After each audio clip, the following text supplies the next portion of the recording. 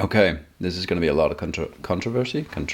November 13th is International Swastika Day, also known as Man-Woman Day. We'll get back to why it's called that. And because of this coming up, I wanted to address the controversial topic of the swastika. A lot of you are probably going to get a little bit triggered by this, which is fair.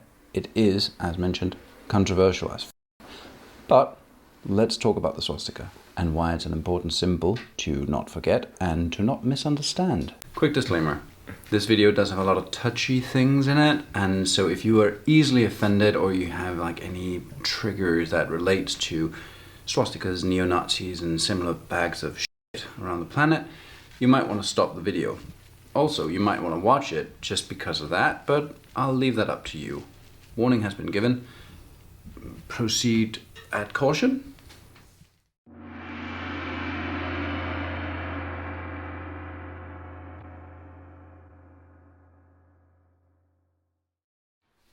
So, first of all, I'm pro the swastika.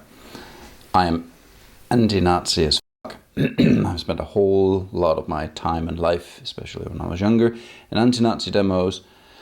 And in later life, I've just done the opposite. I've just promoted the opposite value of Nazis. Black Lives Matter, LGBTQIA+, support freedom of speech, Me Too. All these movements that are quite the opposite of the whole like, neo-Nazi right-wing, blah, blah, blah, blah, you have to do what we say, and if you look different, you must die bullshit. So, fuck 'em. Bear that in mind when you watch this video. People who heil should fuck off the planet, in my personal opinion. One of the reasons I've spoken about this subject quite a lot in time is because I do Viking Age tattoos and like cultural tattoos, and there's a lot of people who has a tendency to like flail their right arm towards the sky and shout nasty things at inappropriate moments because they think Vikings were fucking cool and Aryan, which is completely fucking wrong. We did another video about that, you can go watch it. It's not so relevant for this chat.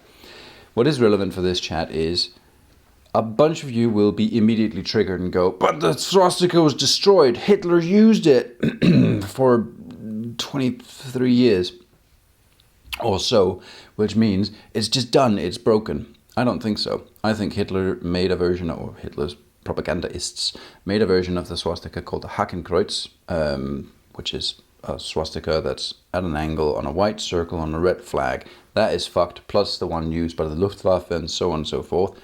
Those swastikas are fucked. The rest of the swastikas that are currently being used all around the fucking world are not fucked. And in historical context, this symbol is pretty damn important. And there's a really good reason to reclaim all the other variations of it. If everyone on the planet knows that the swastika is actually a positive symbol, it kind of removes the point of the Nazis using it. Taking away their symbol takes away the power. Essentially, it ends up being something along the lines of, I don't know, Steve Bannon waving around a rainbow flag. If they're waving around a symbol for love and light and happiness, but they think that they're all like, oh, get off our land. It's just fun all of a sudden. They look stupid. Just like Steve Bannon all the time. So let's start with debunking the whole like, oh, but the swastika is destroyed for everyone.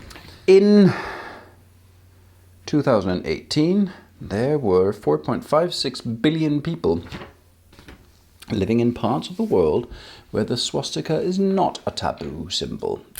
That there, ladies and gentlemen, if you do the math, is more than half the population of the planet.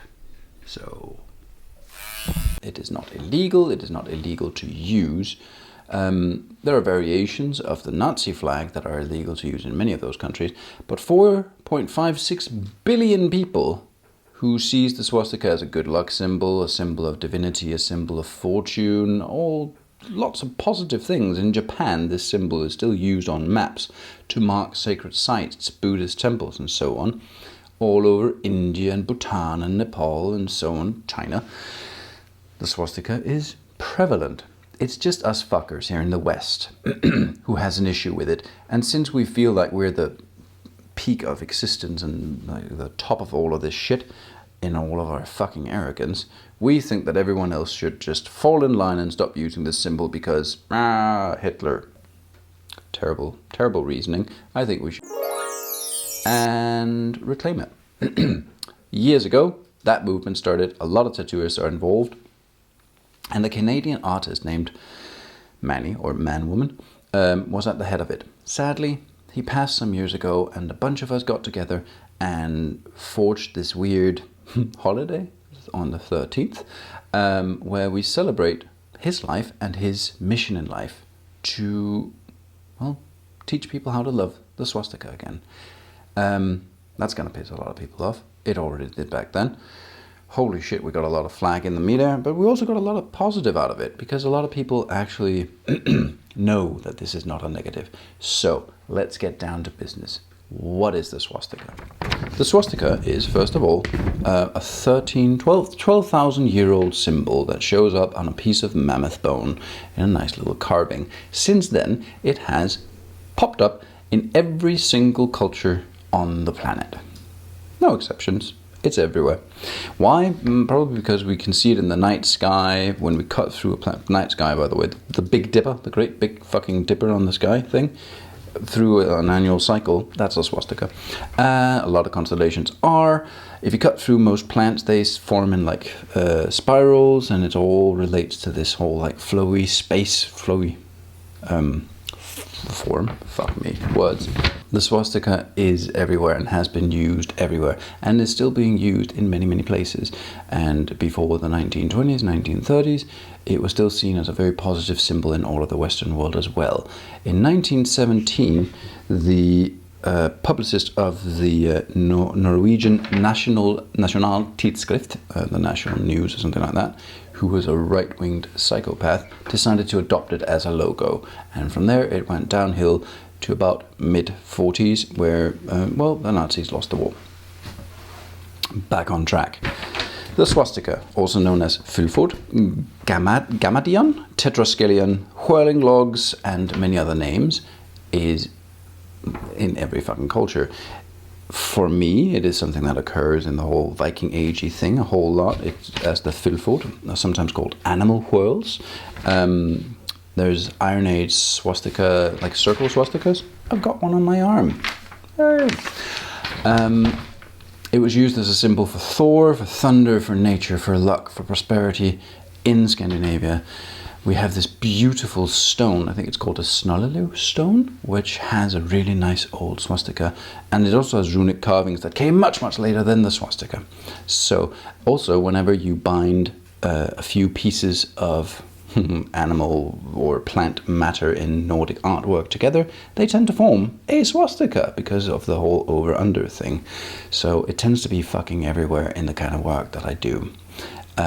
So going, oh no, it's bad now, doesn't work for me. I don't like the idea of anyone just going and stealing the cultural heritage of the entire Northern Europe just because they have bad intentions. Short list of what it symbolizes. The sun, luck, the North Pole, the four winds, a comet apparently, divinity, Ganesha, Thor, Jupiter, Zeus, Indra, and prosperity. These are to name a few. It's a very, very long list. I'm just trying to give you an impression here of what the fuck we're dealing with. To give you some fun examples of where the swastika shows up, hundreds of petroglyphs from all around the planet, carvings and so on, from the Snollilu stone, previously mentioned, carvings on stone pillars, especially in like the ancient world, Greece and Rome, jewelry on royal crowns, on flags, combs, hats, bowls, seals, not the swimming kind. Wouldn't that be lovely if it was like a swimming mammal theme, if like otters, walruses and seals all had like natural formations of swastika patterns in their fur? I don't think we'd view the swastika so negatively if like cute fluffy fuckers were swimming around with that, would they? On every possible thing that you could put a swastika on for good luck or prosperity or so on and so forth, it tends to crop up.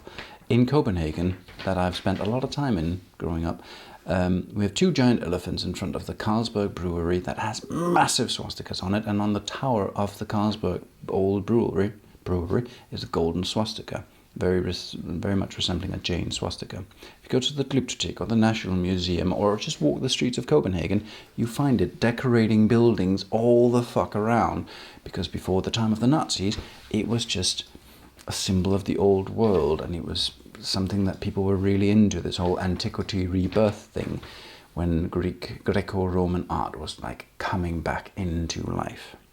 So it is still everywhere, even in Europe. Last time I talked publicly about this, I got a lot of this whole, like, this is the difficult part. What about the people who were prosecuted? Persecuted, I'm pretty sure I meant the word persecuted. Sorry, English is still not my first language. By the Nazis. Don't they get a say in this? I believe they do, which is why this is relevant to do now, before all the people who were prosecuted by the Nazis have died of old age. Because their voice, if they want to be heard, needs to be heard. So that's a bit tricky. The Jewish community is definitely the relevant one to talk about, but I need to mention that if you go to the new synagogue in Berlin, which was finished in 1866, that building has swastikas decorating it. You don't even have to go inside it. You can stand in front of it and look at the fence that surrounds it. It has spiraling swastikas on the fence. If you look at Kabbalistic art, which comprises very often of Hebrew words, they form swastikas. If you look at the Jewish/Hebrew geometric art that decorates Jerusalem, there are swastikas. They still use it in their cultural art. They didn't go, let's erase all of this. It's still around. I'm not saying that legitimizes negative use of the swastika, but it is worth remembering that the culture that was most prosecuted by Nazi Germany still has this symbol in their own artwork. Just like a form of disclaimer. Oh yes, the swastika is illegal to use in Germany, along with a whole other range of symbols, except for religious purposes. So, for example, Hindu and Buddhist temples are allowed to use it for decoration because it's their religion, and it's forbidden in Germany to forbid religious symbols. So, as a cultural religious item, it is still legal in the country where all of this shit went down the worst, the most, the hardest, whatever the fuck you want to phrase it at. In modern times, right before Nazi Germany, the swastika was used on Carlsberg's beer bottles. Coca-Cola used it. It's been used on cereals, as sports team brands, on town logos, flags, candy bars and cars. It was everywhere. Also, if my memory serves me right, both in Canada and America, there are towns, one in each place, called Swastika. Footnote: the direction of the swastika is irrelevant. If it goes towards the right, towards the left, or the right, not important. The swastika is the swastika. Luck, Thor, thunder, whatever. It shows up in different cultures in different directions at different times. It's all about the development of specific artwork. So whoever wants to write a comment and be like, it has to point this way, it's not true. Just give it up. It's a weird myth. A lot of people are unwilling to redeem the swastika for myriads of reasons, most of them a little bit off. A lot of these people will do things that I find to be hypocritical. For example, I have had this conversation with people who were arguing that the swastika is really, really bad because a lot of people died in the shadow of the swastika, while at the same time they're wearing a cross around their neck, forgetting that that symbol is basically the logo of several genocides and wars. And the last genocide that happened in Europe happened in the shadow of the cross in the Balkans. So that's a high horse to climb the fuck off as soon as you fucking can. It's not just the cross, it's also like the hammer and the sickle. The fucking posters of Che Guevara also murdered a bunch of people, and people go, oh, but he's handsome. Fuck off. If you want to be on this hill to die on, or on your high horse, check out what the fuck you're actually posting, sharing, promoting in pop culture. Cross, half moon, other totalitarian symbols. There is a pile of things that symbolizes, well, to you maybe your personal religion or your personal beliefs or your personal political convictions, but at the same time, a lot of people died in the shadow of these symbols. It's not just the swastika that had bad shit happening there beneath. So yeah, calm the fuck down about that one. And I know that part pisses off a lot of people. I know you feel that I'm pointing fingers at your parents' religion or whatever the fuck, but we cannot deny that, for example, Christianity and the wars of the Middle East and the Crusades and all that shit, it fucking happened. So, and more people have over the years died in the shadow of the cross than people have died in the shadow of the swastika. So, shall we ban that one too?